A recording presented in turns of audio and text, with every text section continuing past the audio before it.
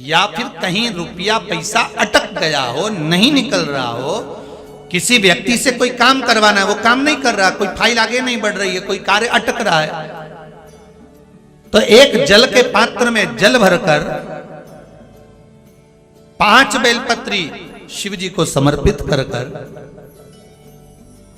कुंदकेश्वर महादेव का नाम लेकर एक सफेद पुष्प बेलपत्री के ऊपर जो शिव जी को चढ़ाई है उस पर समर्पित कर जल जो लेकर गए हो, अपनी उस कामना को कर कि मेरा ये कार्य अटक रहा है, ये कार्य नहीं हो रहा, कुंदकेश्वर महादेव का नाम लेकर धीरे धीरे जल की धार चढ़ाइए। और एक बात हमेशा याद रखना, फिर निवेदन कर रहे हैं, अच्छे से समझ लेना, शंकर जी पर जब जल चढ़ता है, शिव जी का जब अभिषेक होता है, शंकर जी पर जब जल चढ़ाया जाता है, दूध चढ़ाओ, जल चढ़ाओ, कुछ भी चढ़ाओ, पर एक बात का स्मरण अपने जीवन में होना कि इतने ऊपर से मत चढ़ाना कि जल चढ़े और छींटे आपके ऊपर।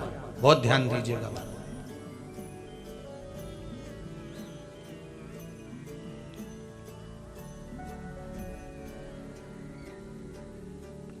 यहां तक वर्णन करा गया है कि शंकर जी का जल चढ़ा हुआ जहां से बहकर जाता है ना, उसको लांगा तक नहीं जाता।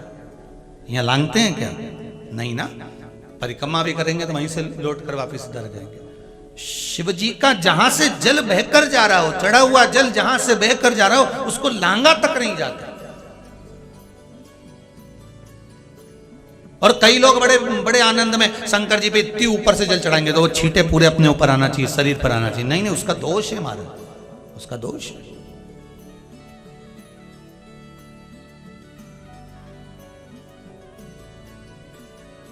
शिव जी को अगर आप जल चढ़ा रहे हो, जैसे आप भगवान को अगर जल चढ़ाओ, दूध चढ़ाओ, तो मान लो अगर जैसे एक सरल भाषा में समझ लो और अच्छे से कि जैसे ये शिवलिंग है शंकर जी का, ये शिवलिंग है, और आप जल चढ़ा रहे हो तो इतनी ऊपर से छोड़ोगे तो पानी का छींटा तो अपने ऊपर आएगा, पर वही जल, वही दूध, वही सामग्री आप शिवलिंग से थोड़ी सी दूरी बनाकर अगर आप समर्पित करेंगे तो बाबा उसको स्वीकार भी करता है और आनंद की अनुभूति भी होती है, कार्य में सिद्धता भी आती है,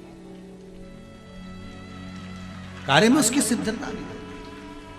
तुम तो ऊपर से छोड़ रहे हो जिससे वो पानी तुम्हारे ऊपर ही आए, तो वो एक अलग प्रसंग है, बोलिए एक अलग विषय।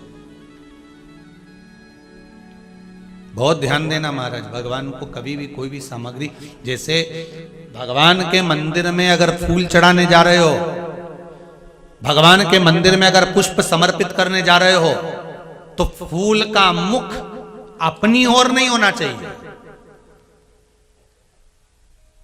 फूल का मुख कहां पर होना चाहिए? जम के बोलो जरा, भगवान की ओर।